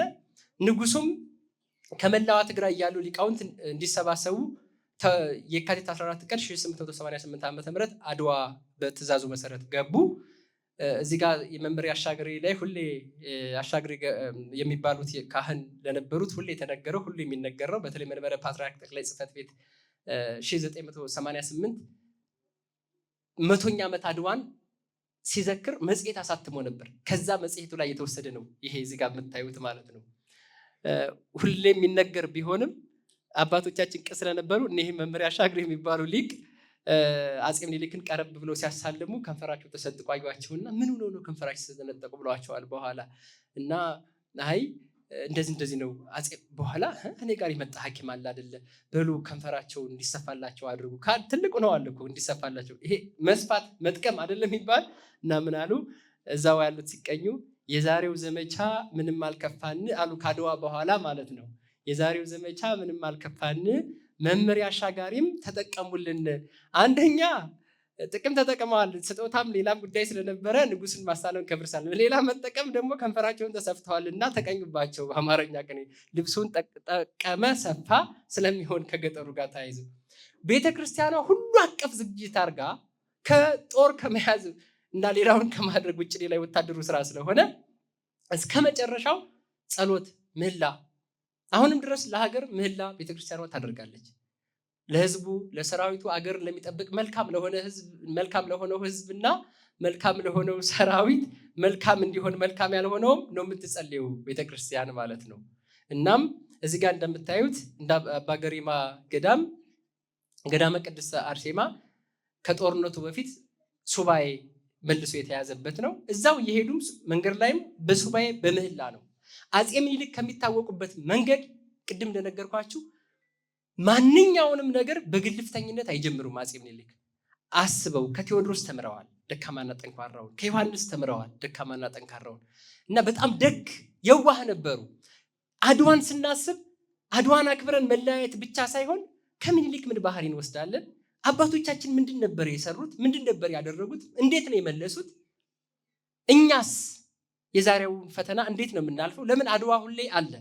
ምንም እንኳን ጣሊያን አይሁን እንጂ ሁሌ አድዋ አለ በእያንዳንዳችን ውሎ አዳር ውስጥ ማለት ነው። ሁሌ ትግል አለ ህይወታችን ውስጥ መውጣት መውረድ ስለሆነ ትግል ማለት ውጣ ውረድ ማለት ነው እንጂ ሌላ ትርጉም አይደለም እየተናገርኩ ያለው። በምህላ በጸሎት ቤተክርስቲያኗ በተለይ እቴጌ ጣይቱ ምህላው እስከ የካቲት 22 ድረስ የቆየ ነው። መጨረሻ ላይ ደግሞ አሁን መረጃ ስለላ ስለነበረ ባሻ አዋሎም ባሻ ስማቸው አይደለም የወታደር ማዕረግ ነው። ባሻ ማለት ስማቸው አዋሎም ሀረጎት ነው የሚባሉ አዋሎም ነው። ባሻ የሚል ማዕረግ በኋላ ላይ የተሰጣቸው። ባሻ የወታደር ማዕረግ አካል ስለሆነ ከዝቅተኛው ማዕረግ አንዱ ስለሆነ ጠራችና ጣይቱ በስርዓት የጣሊያንን ጦር አሰላለፍ መረጃ ተቀበለችው ቁጭ አድርጋ ማለት ነው። የወታደራቸው ብዛት፣ የመሳሪያቸው ብዛት አፄ ምኒልክ ከጣሊያን ከራሳቸው ድሮ የተቀበሉትን መሳሪያ ከሩሲያም የተቀበሉትን መሳሪያ ያን ሁሉ አዘጋጅተዋል። ህዝቡን አዘጋጅተዋል። ወሩን ራሱ መርጠዋል አፄ ምኒልክ ማለት ነው። ለምን የካቲት ወር መርጠዋል ለዘመቻቸው። የካቲት መካተቻ ወር ነው አይደለ? አርሶ አደሩ ሁሉን ነገር ክትት የሚያደርግበትና እረፍት የሚያደርግበት ወር ነው ይሄ የካቲት መጋቢት ላይ ማለት ነው። በኋላ ለምን አፄ ምኒልክ ገፍተዋል ድም ወደ ኤርትራ ይላሉ አንዳንዶቹ። ገፍተው ቢሄዱ ይሸነፉ ነበር፣ ይቅርታ አድርጉልኝና ማለት ነው። ለምንድን ነው ያን ያደረጉበት ምክንያት የሆነውን ትተው ያልሆነው ላይ ነው ችግር እየተፈጠረ ያለው አሁን ማለት ነው። የሆነው ላይ መስማማት ሲቻል ማለት ነው። ምንድነው አርሶ አደሩን ናዝመት ነው የተባለ ቋሚ ወታደር የለም። ህዝብ የወታደር ጦር ደግሞ አዛዡ ራሱ ነው። እንደውም አፄ ምኒልክ በጣም የተቸገሩት የነበረ አድዋ ጦርነት ላይ ጀምር ሳይባል እየጀመረ ያስቸግራቸው ነበረ። ለምን እኛ የመጣ ነው እኮ ልንገጥም ነው፣ እዚህ ቆመው ጸሎት ምናምን እያሉ ጊዜያችን ይወስዱብናል፣ እንደ እኛ ቤተሰብ ትተናል፣ ወደ እርሻችን መመለስ አለብን፣ እንዲህ እያለ ነበር ያስቸግራቸው የነበረ ህዝብ ስለሆነ የካቲት ወርን የመረጡበት አርሶ አደሩ ራሱ ስንቁን ይዞ ይመጣል። በቀላሉ ስንቅ አያስፈልጋቸውም። ለምን የካቲት ወር ሁሉም አርሶ አደር ጥጋብ ነው። ሁሉ አለ፣ ገብስ አለ፣ ጤፍ አለ፣ ስንዴው አለ፣ ዘንጋዳው አለ፣ ምኑ አለ እና ራሱ ስንቁን ይይዛል። መርጠዋል። አንተ የሆነ ስራ ስትሰራ ጊዜ ወቅት መርጠህ ነው ወይ የምታደርገው ነው ከአድዋ የምትማረው። አንቺ የሆነ ስራን ስትሰሪ ጊዜና ወቅት መርጠን ነው ወይ ነው። አድዋን ዝም ብሎ መዘከር ሳይሆን እያንዳንዱ ነገር የሚተነተን ጉዳይ ነው ያለው አድዋ። የካቲት ወር አርሶ አደሩ በራሱ ሀብት ነው የተዋጋው። ለምን ችግር ስንቅ አያስፈልገውም። ሎጂስቲክ የሚባለው ከንጉሱ አይፈልግም። ይዞ አላ በአህያው ጭኗል፣ በበቅሎው ጭኗል፣ በፈረሱ ጭኗል፣ ፈረሱን ይዟል። እና ወቅትም መርጠው ነው አፄ ምኒልክ ያን ያደረጉት ማለት ነው። ከዛስ ስለላው ውስጥ የተሻላትን ያህል ምን ያክል ጦር እንዳለ፣ በጦር መሳሪያ ምን ያክል ብልጫ እንዳለ ለምን ይህ አዋሎም ባሻዋሎም ለጣሊያን አድሮ ነበር። ጣሊያንኛ ይችላል። ከዛ የጣሊያን መረጃ ስለሚያውቅ ደሞ ለኛ የኢትዮጵያዊ መስሎ ይሰልል ነበረ። ይሄ ዳብል ኤጀንት ይባላል። ለሁለቱም የሚያገለግል ነበረ። ስለላ ቀላል ጉዳይ አይደለም። ያለ ጣይቱ ቁጭ አድርጋ መረጃውን ከሰጣት በኋላ በል እንግዳውስ ነገ እሑድ የጊዮርጊስ ዕለት ጦርነቱ ቢሆን ጦርነቱን ሁሉ በግድ ነው ያስጀመሩት ማለት ነው። መልሰው የሚታየው ነገ እሑድ እንዲሆን አድርግ። ጸሎታችን እኛ ሱባኤያችን በ22 አልቋል። ከሱባኤ በኋላ ደግሞ ወደ ስራ ነው የሚካሄደው። ስለዚህ ሰው ከጾመ ከጸለየ ወደ ስራ ስለሆነ የሚካሄድ የመጣንበት ትልቅ ስራ ብይ ስራ ይሄ ነው እና ጦርነቱ ግን ነገ እንዳያልፍ አድርግ። ምን ላድርግ? እንዲህ ብለህ አድርግ እና ግን አንተን በምን እሺ በምን ልመንህ? ምክንያቱም አይተማመንም። ሌላ ጉዳይ ማስረጃ የለው። አትቀምሰው፣ ምን አታደርገው፣ በምን ልመንህ? የመጨረሻ ያለው አማራጭ ይቺ ቤተክርስቲያን ላይ ያላት ጉዳይ ነው የነበረው። እዛው ቤተክርስቲያን ጋር የቀረበውን ምግብ እንጀራ እዛ አቅርባለት ያን እየበላ ህብስት እየበላ ይህንን የመጨረሻው በእኛ በሃይማኖታችን የመጨረሻው ስጋው ደሙ ነው። እዛ ውጭ ሌላ ነገር የከፋ ነገር የለም። የበላው ይሄ ምግብ እንደ ስጋው ደሙ ይቆጠርብህ። እኔ አምናለሁ ይደርሳል። አንተ ብትከዳ እንደ ስጋው ደሙ ይቆጠርብህ። ለታሪክ የስለላ መረጃ መስጠቱ ብቻ ነው የሚታሰበው። ለአማኝ ይሄም ይነገራል፣ ለአማኝ ማለት ነው። ለታሪክ ግን ስለላ መረጃ መስጠቱ ብቻ ነው የሚያገለግለው እንደ ታሪክ ባለሙያ። አማኝ ለሆነ ግን እንደ ቤተ እምነቱ አስተምሮ ግን ያም የጣይቱ ምክንያቱም ዜና መዋሉ ላይ ተዘግበዋል። ጸሐፊ ትእዛዝ ገብረስላሴ ያንዳንዱን ዜና መዋሉ ላይ መዝግበውት ሄደዋል። ዜና መዋል ማጋነን፣ አንዳንድ ጉዳይ ደግሞ ማንኳሰስ ቢኖርባቸውም ቀዳማይ ምንጭ ተደርገው የሚቆጠሩ ስለሆነ እንደ እንካ ይህን ብላ እንጀራ ብላ እንደ ስጋው ደግሞ ቆጥረህ ብላው ብለው አለ። ጦርነቱ ከሌሊቱ 10 ሰዓት ተጠናቀቀ። ቀድመው ጀመሩት። ለምን እንደው የገበየው ነው የጀመረው ተብሎ ስለሚታሰብ ይሄ ገበየው ተው ያልኩት ግም ሲል ሰሙ ሲጮህ ሰሙ ይሄ ገበየው ተው ያልኩት ጀመረው እንዴ ብለዋል። ምክንያቱም ወታደሩ ያስቸግራቸው ስለነበር ቤተክርስቲያኗ ሚናዋ ከፍተኛ ነበር። በአጠቃላይ በነበረ ጅረት ቅዳሴው ላይ የተሳተፉትን ኮንትሪቢዩሽን የተባለው ሰው ሲያስቀምጥ ቅዳሴ የተከናወነው አድዋ ቅዱስ ገብርኤል ቤተክርስቲያን ነው። ራሳቸው ቅዳሴውን የመሩትም አቡነ ማቴዎስ ነበሩ። አስቡት፣ ንጉሱ የሃይማኖት ሁሉም እዛው ላይ የነበሩበት ስለነበር ማለት ነው። ይህ ተጠናቀቀ። ቤተክርስቲያኗ ግፈኛው ወራሪ የጣሊያን ጦር ቅስሙ ተሰብሮ ሙት ቁስለኛ ምርኮኛ ሆኖ ቀረ። የሰሎዳ ተራራና አድዋ ላይ በምስል ሲገልጡት ጣሊያኖች ራሳቸው ይሄ ሌፔቲት የተባለ ጆርናል ነው። እዚህ ጋር አፄ ምኒልክ ምስል ነው የምታዩት። እዚህ ጋር ማን ነው? ኦቶ ፎን ቢስማርክ ነው። ቅድም መጀመሪያ ላይ ሳነሳላችሁ አፍሪካን ለመቀራመት ትልቁን ሚና የተጫወተው ኦቶ ፎን ቢስማርክ ነበር አይደለ? የጀርመን ቻንስለር ምን ብለው ጻፉ? የአፍሪካን ቅኝ መግዛት ቅስሙ ተሰበረ ሲሉ ምኒልክ እንዲህ አድርጎ በሆነ ጉጠት ኦቶ ፎን ቢስማርክን ሲወገው ሌፔቲት የሆነ ጋዜጣ አበቃ፣ ፈረሰ፣ ነጮች የበላይ ናቸው፣ ጥቁሮች የበላይ ናቸው፣ ጥቁሮች የበታች ናቸው። ነጮች የበላይ ጥቁሮች የበታች፣ ይሄ ሱፔሪዮሪቲ ኤንድ ኢንፌሪዮሪቲ የሚለው ነጮች ይችላሉ ጥቁሮች አይችሉም የሚለው እንዲህ ፈረሰ። የበርሊን ኮንፈረንስ ምንም እንኳን እንግሊዝ፣ ፈረንሳይ፣ ጣሊያን፣ ስፔን፣ ቤልጂየም፣ ፖርቹጋል ተጠራርገው ባይወጡም መውጣታቸው አይቀርም። ለምን? ቅስማቸው ተሰብሯል። ይሄ ፍትሃዊ ጦርነት ነው። ገፍተን አይደለም መሄድ ነው፣ መጥቶ ብን እንጂ አልሄድንም። ተው እያሉት አፄ ምኒልክ ደግሞ አምባላጌ አሸንፈው ኧረ ተው ይላሉ። ደግሞ አሁን ሰሽቶ መቀሌ ላይ ኧረ ተው ባካችሁ እንስማማ ይላሉ። ዘስቴጅ ኦፍ መቀሌ ስለነበር አሁንም እምቢ አለ እና ፍትሃዊ ነበረ።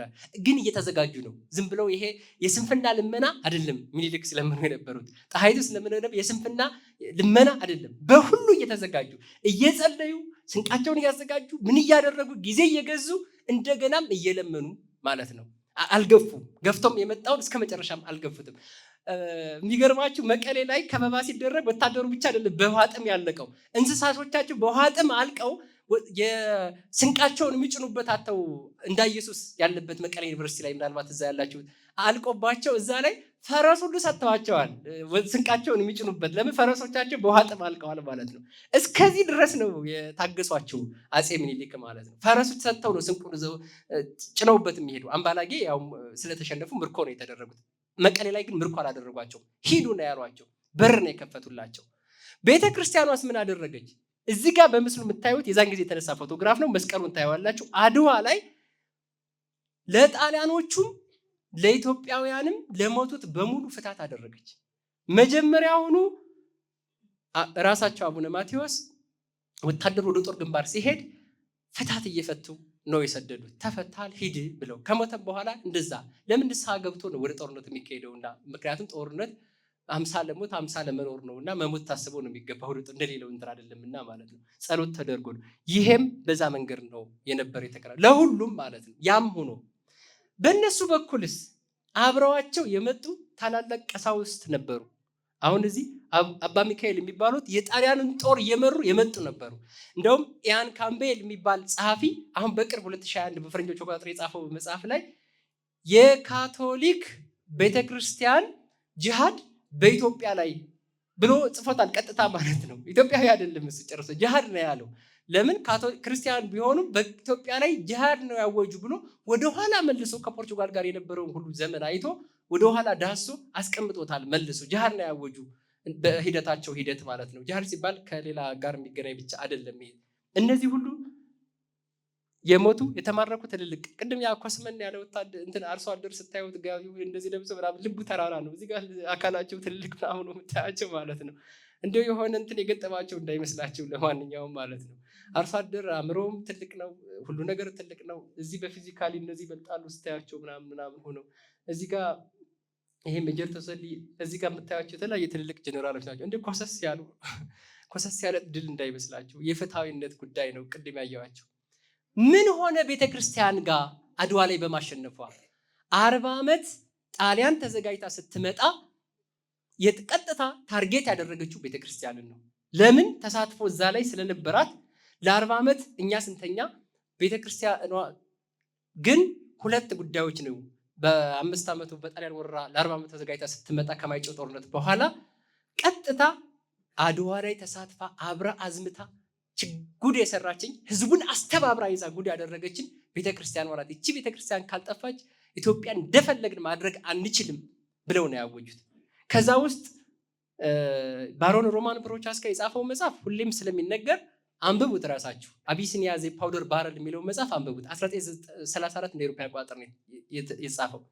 እኒህ ሊቃውንት ደግሞ በጠላትነት ፈረጀው ስለመጡ ቀጥታ ዛ ባሮን ሮማን ፕሮቻስካ ብሎ ከጻፈው መጽሐፍ ውስጥ የተቀመጠው በጠላትነት ከተፈረጁት አንዷ የኢትዮጵያን ቤተክርስቲያን መበታተን አለብን፣ እሷ ናት የሰሜኑን ከደቡብ የደቡቡን ከሰሜን የምዕራቡን ከምስራቅ የምስራቁን ከምዕራብ አንድ ነው፣ ሰው ነው፣ እኩል ነው ብላ ስለምታስተምር ሰው በእግዚአብሔር አምሳል የተፈጠረ ነው ብላ የምታስተምር እሷ ናት። በጎሳ በዘር በምን አትለይም፣ ነጭም ይሁን ጥቁር ይሁን ሰው ነው ነው የምትል።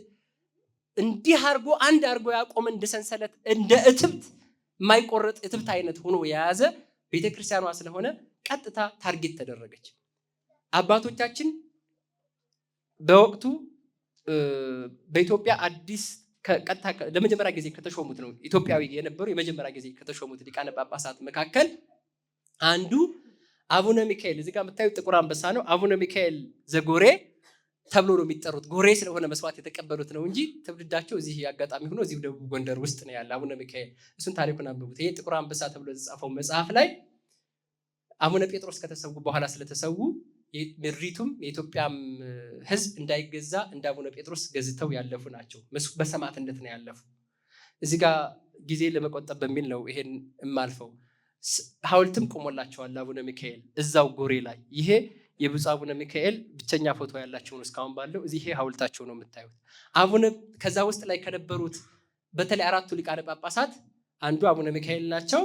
የመጀመሪያዎቹ ኢትዮጵያዊ ሊቀ ጳጳስ ከነበሩት። ሌላው አቡነ ጴጥሮስ ነው። አቡነ ጴጥሮስ እንደምታውቋቸው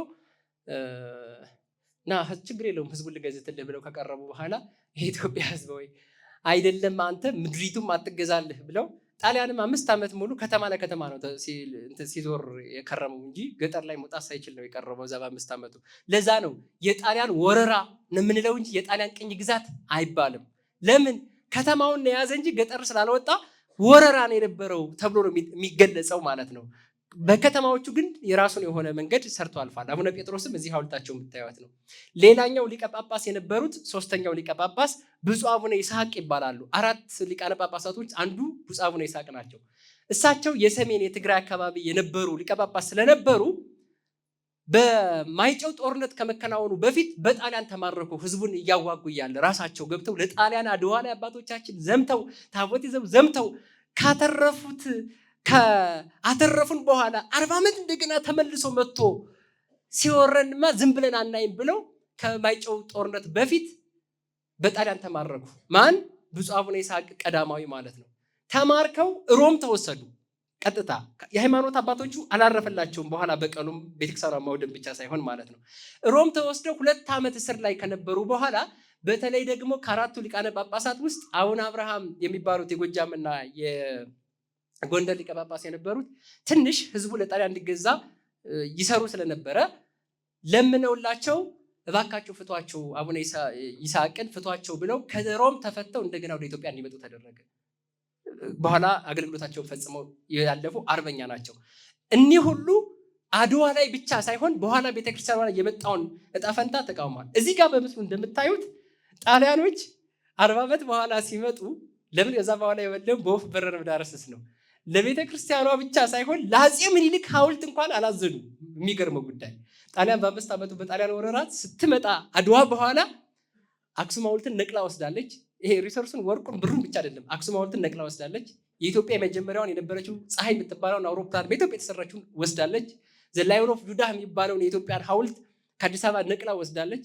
የሚኒሊክ ሐውልትን ነቅለው መውሰድ እንዳይወስዱት ችግር ነው፣ ጠላት ማቆም አይቻልም። እና እዚህ በምስሉ እንደምታዩት እንዲህ በጨለማ ነው ያፈረሱት፣ አወረዱት። ብርሃኑን አንሳው ዘወር አድርገው ብርሃኑና ከዛ መጨረሻ ይሄ ጣሊያናዊ ወታደሮች ናቸው ቀበሩት። ቀብረውት ዘውዲቱ ናት ያሰረችው ይሄን ሐውልት። ለሐውልት እንኳን አያርፉም። ለምን? ይፈራሉ። የሚነሳ መስሏቸው ይሁን አይሁን አላውቅም። ለማንኛውም እነሱ አምባላጌ ላይ መጥቶ የሞተውን ቅድም ሐውልት አቆመውለታል አይደል? አምባላጌ ላይ ሞተው መጥቶ ኢትዮጵያ ውስጥ ሲመጡ ግን የሚኒሊክን ሐውልት ሁሉ ነው የሚያፈርሱት። አሁን እሳቤ በዛ ድረስ ነው ጥላቻቸው የከፋ። ክርስቲያኗ ስለሆነ የምናወራው ሚኒሊክን በዛ ፈተና ከተቀበረበት አውጥተው ነው እንደገና አባቶቻችን ያቆሙት ከ5 ዓመቱ በኋላ። ብዙ የማጠቃላይ ፓርት ነው። እዚህ ጋር ራሞን ጆንስ የተባለ ጸሐፊ አርበኝነትና ለሃይማኖት ቁርጠኝነት ሁል ጊዜ በኢትዮጵያ ውስጥ አብረው የሚቀጥሉ መሆናቸውን ያስቀመጠ፣ ኢያን ካምቤል የተባለ ደግሞ በ5 ዓመቱ በጣሊያን ወረራ ጊዜ ጣሊያን ዓላማ አድርጋ ቤተክርስቲያኗና ሊቃውንቱን ጭፍጨፍ አደረገች በተለይ ብሎ በጎንደር፣ በጎጃም፣ በሸዋ፣ በወሎ ብሎ አስቀምጦታል። ሊቃውንቷ ላይ የምታደርገው ጭፍጨፋና ቤተክርስቲያኗ ላይ የምታደርገው ውድመት ከ4000 በላይ አብያተ ክርስቲያናት ወድመዋል። ይሄንን ጨምሮ ያለንበትን መድኃኔዓለም ጨምሮ ጭምር ማለት ነው። ይሄ አሁን ያለው የተሰራው በአፄ ኃይለ ሥላሴ እና በህዝቡ ብር ተዋጥቶ ነው። ህዝቡ 7000 አካባቢ እንደገና አፄ ኃይለ ሥላሴ ደግሞ የሆነ ወጪ አውጥተው ነው በኋላ ያሰሩት። ለምን እስቴ መካነ ኢየሱስ ደግሞ በጣሊያን የወደመ ሌላ ቤተክርስቲያን ስለነበረ እሱን ራሱ ጣሊያኖች መጥተው በኋላ በ5 ዓመቱ በኋላ መካነ ኢየሱስ ጣሊያን አውድሞት ነበር። በ40 ዓመቱ በ4 ዓመቱ ይቅርታ በ5 ዓመቱ ወረራ ጊዜ ማለት ነው። ከ40 ዓመት በኋላ በመጣ ጣሊያን ያንን ሊያስመርቁ መጥተው ኃይለ ሥላሴ የመካነ ኢየሱስ ውስጥ ያለው ሲመጡ ደግሞ በዚህ በደብረ ታቦር ንጉሥ የሰራው ቤተክርስቲያን አለ ደብረ ታቦር መድኃኔዓለም እሱንም አንዴት ብዬ ሳላ እሄዳለሁ ብለው በሄሊኮፕተር ከመጡ በኋላ አይተው ለምን በጣሊያን የወደመ ቤተክርስቲያን ስለነበረ ካዩ በኋላ እኔ የቻልኩትን አደርጋለሁ ከህዝቡ የተወሰነ ብር አዋጡ ብለው ህዝቡ 7000 ብር አካባቢ አዋጡ። ሌላ ደግሞ ጃንሆይ ብር ልከው ነው የተሰራው አሁን ያለንበት የቅርጹ ማለት ነው እንዳለ የምታዩት እስከዛ ድረስ ነው የነበረው። ለማንኛውም በ40 ዓመት ከ40 ዓመት በኋላ ሲመጡ በ5 ዓመቱ ጊዜ እዚህ ጋር በእንግሊዝኛ የተቀመጡ የምታዩቸው የሚገርመው ጉዳይ ይላል። ምን ይላል መሰላችሁ? ኢታሊያን አክሽን ኦፍ ቴሮሪዝም አሸባሪነት ነው የሚያደርጉት አለ። ውጊያን መደበኛ ነው፣ አሸባሪነት መደበኛ አይደለም። ኢታሊያን አክሽን ኦፍ ቴሮሪዝም አጌንስት ዘ ኢትዮጵያን ኦርቶዶክስ ቸርች ዲዛይንድ ቱ ዊክን ኢትስ ኢንፍሉዌንስ አፖን ዘ ፒፕል። የኢትዮጵያን ኦርቶዶክስ ተዋሕዶ ቤተክርስቲያን ጣሊያን በኢትዮጵያ ኦርቶዶክስ ቤተክርስቲያን ላይ የሚያደርገው አሸባሪነት ያን ካምቤል ነው የጻፈው። አሸባሪነት ዓላማው ህዝቡ አንድ ሆኖ እንዳይታገል ነበረ ይልና ይባስ ብሎ ግን ቤተክርስቲያኗ ላይ የሚያደርጉት ጥላቻና ውድመትና ጭፍጨፋ ይባስ ብሎ ህዝቡን አባባሰው ነው የሚለው እዚህ ጋር ፕሮቮክድ አይታይም ፕሮቮክድ a massive black that helped escalate the resistance ይላል። ተጋድሎውን ጭራሽ አባባሰው ይላል መልሶ ማለት ነው እዚህ ላይ ሲያስቀምጠው እሱ እኛ አይደለም ያለው እያባባሰው ሄደ። ቤተክርስቲያኗ እንዲህ አድርጋ የዛሬ 100 ዓመት አብራ ግዴታዋ ስለነበር ድል አደረገች። የድሉ ምክንያት ውጤታማ ሊሆን የቻለበት ምክንያት አንዱ ሁሉ አቀፍ ዝግጅት ስለሆነ ነው። ጸሎት አንድ ጉዳይ ቢሆኑ በአካል መዘጋጀት መቻል አለባት። ለምን መዘጋጀት የኛ ነው፣ ድል ደግሞ የእግዚአብሔር ስለሆነ አንድነት ከአፄ ቴዎድሮስ በተለየ ከአፄ ዮሐንስ በተለየ ህዝቡን ምኒልክ ከሁለቱም ተምረው በአንድ የውስጥ ችግራቸውን ፈተው ወደ አንድ ቁሟል። ጎሳ ሳይለይ ሃይማኖት ሳይለይ አድዋ ላይ ቁሟል። አብሮ አንድነት ነበረ። ለአምላካቸው መታመን፣ የውስጥን ችግር መፍታት። የውስጥ ችግር ከተፈታ ውጩ ቀላል ነው። የውጭ ጠላት አጥቅቶ አያጠቃም። የሆነ ጥቃት ቢያደርስም ዘለቄታዊ አይሆንም። ውስጥ ላይ ብቻ አንድነት ከሌለ ግን የውጩ በቀላሉ ይገባል። ሌላው አፄ ምኒልክ ሰላምን እየሻቱ ነው የኖሩ እድሜ ልካቸውን ማለት ነው። መቅደላ ላይ በዚህ መንገድ የጀነራል ናፒየር ጦር መጥቶ በቀላሉ እንዲህ መቅደላ ላይ የነበሩ የጀነራል ናፒየር ጦር ነው እንዴት እንደሰፈረ የተሸነፍነው አፄ ምኒልክ አፄ ቴዎድሮስ ጋር አብሮ የሚቆም ባለመኖሩ ተዋክፈው ነው ያለፈው። አድዋ ላይ ግን በግልባጩ አብረን ስለቆምን አብረን ማሸነፍ ነበር። አብረን ማሸነፍ ችለናል። ባናሸንፍ ኑሮ ምን እንሆን ነበር? እዚህ ጋር የምታዩት ኮንጎ በ1955 የነበረ 2 ነጭ ህፃናት አንድ ጥቁር ልጅ በኬጂ ውስጥ ነገር ያለ እንደ ዱር እንስሳት ዙ እንደሚባለው የምንጎበኝ እንሆን ነበረ። አሁን እኛ የምንጣላበት አማርኛ፣ ትግርኛ፣ ኦሮምኛ የሚባል ቋንቋ እኛ እንጣላበታል። አይተርፍም ነበር ሲጀመር ማለት ነው። እዚህ ደብረ ታቦር ላይ በ5 ዓመት ቆይታ እንኳን ጣሊያን እስከ 4ኛ ክፍል ድረስ ሊቆይ የሚችል 4 ዓመት ስላልቆየች አልተሳካላትም። 2 ዓመት ድረስ ነው 2ኛ ክፍል ድረስ ነው የሰካላት እንጂ ጣሊያንኛ ይሰጥ ነበር። የኢትዮጵያ ገንዘብ ሊሬ ይሁን ብላ አስገድዳ ነበር በ5 ዓመት ቆይታ። ህዝቡን ቢስላት 3 ከረንሲዎች ፈቀደች በ5 ዓመት ውስጥ። አንዱ ሊሬ ነው የራሷ፣ ሌላኛው ማሪያ ቴሬዛ ጠገራ ብር የሚባለው ነው። ሌላኛው ደግሞ የሚኒልክና የኃይለ ሥላሴ የታተመበት ሳንቲም የሁለቱ ባንድ ሆኖ የኢትዮጵያ ሳንቲም 3ቱን ፈቅዳ ነበር። አስገድደውም ቢብሏት ህዝቡ ማለት ነው። አድዋ ላይ ባናሸንፍ ኑሮ ቋንቋችን ይደባለቅ ነበረ፣ መሬቶቻችንም እንዲህ አይሆን ነበር። የተሸናፊነት ስሜት ነበረ በውስጣችን ላይ የሚኖረው የተሸናፊነት ስሜት። እንደ ተሸናፊነት ስሜት ያለ አስቸጋሪ ነገር የለም። እዚህ ጋር ይችን ነጭ እንዲህ ተሸክመዋት ነበር የሚሄዱ። እንዲህ በነጭ አምላክ የሆነን እንቀር ነበረ። በእርግጥ አሁን የት እንዳመጣ ነው አናቅም። ነጭ እናመልካለን አሁን ሲታይ ማለት ነው። ጉብኝት ቦታ የተለያየ ቦታ ምናምን ሲንሄድ ቅድሚያ ጥቁርና ነጭ ቢኖሩ ጥቁሩን እንፈትሻለን፣ ነጩን አንፈትሽም። ሌባ አይመስለንም። ነጭ እንደ መላክ ነው የምንቆጥረው። ነጭ በመልኩ አይተን ማለት ነው። የምኒልክ ልጆች አይደለንም ማለት ነው። ለማንኛውም ያን ሁሉ እሳቤ ማሰብ መቻል አለብን። እዚህ ጋር ተሸክሞት በቅርጫት እንደምታዩት እንደዚህ ነበር። እንግሊዝ ይቅርታ፣ ኬንያ ጎረቤታችን እንግሊዘኛ ዋና ቋንቋዋ ነው። ሰዋሊ እንዳለ ሆኖ ጎረቤታችን እንግሊዘኛ ጎረቤታችን ኬንያ እንግሊዘኛ ተናጋሪ የሆነችው አድዋ ስላልገጠማት ነው። እንግሊዘኛ ጣሊያንኛ ተናጋሪ ሆነን እንቀር ነበረ። ይሄ በረከት ሆኖ የተረፈልን እንዲህ ልብሳችን ለብሰን ነጭ ለብሰን ያለ ነው። የዛሬ 130 ዓመት ቤተክርስቲያኗ ንጉሱ ጳጳሳቱ በጋራ ሆነው ባደረጉት ድል ነው። ሁሌ ልንዘክረው ልናስበው ግድ ነው የሚለን። ጎረቤታችን ሱዳን ድብልቅልቋ እንዲህ የወጣው እዛ የቅኝ ግዛት ትሩፋት ነው። ጅቡቲ ውስጥ ፈረንሳይኛ የስራ ቋንቋ ነው።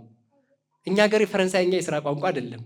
በእርግጥ አሁን እንግሊዘኛን አምጥተነዋል የስራ ቋንቋ ብለን። እንግሊዝ ቅኝ አልገዛችንም፣ ዓለም አቀፋዊነት በሚል ሰበብ ማለት ነው። ራሳችን ስላልቻለ ነው እንጂ ራሳችን ብንችል ኖሮ ቋንቋውን እንደ ቋንቋ ነው የምንማረው እንጂ የስራ ቋንቋ እናደርገውም ነበር። ውስጥ ላይ ሌላ ችግር ስላለብን እሱን ልተው። ለማንኛውም ይሄ ሁሉ የተረፈው አድዋ ላይ በማሸነፋችን ነው። እንደ ማጠቃለያ ሰዋዊነት መገለጫችን ነው። አድዋ ላይ የተማረከን ወታደር አብልተው አጠጥተው ነው አባቶቻችን የሸኙት። የጋራ ትናንት አለን፣ የጋራ ዛሬ ያለን፣ የጋራም ነገ አለን። አድዋ ያንን ነው የሚያሳየው። የዛሬ ትውልድ አለኝ ብሎ የሚመካበት ሀገር ታሪክ፣ ቅርስ ትናንት ለጥቅም ሳይደለሉ ደበሎ ለብሰው ቁራሽ እንጀራ እየለመኑ ተምረው አስተምረው ባቆዩን መካነ አእምሮ አሁን ዩኒቨርሲቲ የምንላቸው በነዛ ዩኒቨርሲቲ ውስጥ ተምረው ሚኒሊክና ጣይቱ መሪ ሆነው በመሩት፣ አፄ ዮሐንስ መሪ ሆነው በመሩት፣ አፄ ቴዎድሮስ መሪ ሆነው የመሩት የዛ መሪነት ነው። አለማዳላት፣ እወደድ ባይ አይደለንም። እርጋጅ የሚባል የአይነት ነገር በእኛ ባህል ውስጥ አልነበረም። ሰፊ ስለሆነ ይህን አላነሳም። የሀገር ሽማግሌዎችን መጠየቅ፣ እውነትን መናገር፣ እውነትን ለመናገር ደግሞ እውነትን ማወቅ፣ እውነትን ለመናገር ፈቃደኛ መሆን አለብን። የሀገር ፍቅርን፣ ጠንካራ የስራ ባህልን ከአድዋ መማር አለብን። የጋራ አዲስ ራዕይም ደግሞ ሊኖረን ይገባል። ምን ብለን አብረን ልንኖር የምንችለው ምሉ የሆነች ሀገራችን፣ ምሉ ናት ሀገራችን፣ ጎደሎ የለባትም። ምሉ የሆነች ሀገራችን እንወቃት፣ እንጠብቃት። ማወቅ መጠበቅ ብቻ ሳይሆን ግን የዘመናችን የድርሻችን እንስራ። ማርቲን ሉተር ኪንግ ምን ይላል? ትናንት ይቅርታ፣ እሱ ምን ይላል? ነገ ዛሬ ለተዘጋጁላት ናት። ማርቲን ሉተር ኪንግ ነው ይህን የሚለው። ነገ ዛሬ ለተዘጋጁላት ናት ይላል። በእሱ አነጋገር ዛሬ የተዘጋጀ አድዋ ላይ ስለተዘጋጁ ነው አባቶቻችን ድል ያደረጉት። 6 ሰዓት የፈጀ ጦርነት፣ ከ5 እስከ 6 ሰዓት የፈጀ ጦርነት ዘመናትን የሚሻገር ታሪክ ሆኖ ግን የቀጠለ ፍትሐዊነትን ያረጋገጠ ነው። እኔ ደግሞ ትናንት ለዛሬ መነሻ ብርታት እንጂ ዋስትና አይሆንምና በትናንት ጥንካሬ ብርታት ዛሬና ነገን እንስራ። ሁልጊዜ ዝግጁ እንሁን። ለዚህ ደግሞ ላበቁን አባቶቻችን ክብር ምስጋና ይግባቸው። አመሰግናለሁ። ስለወሰድኩባችሁም ጊዜ ይቅርታ ጠይቃለሁ።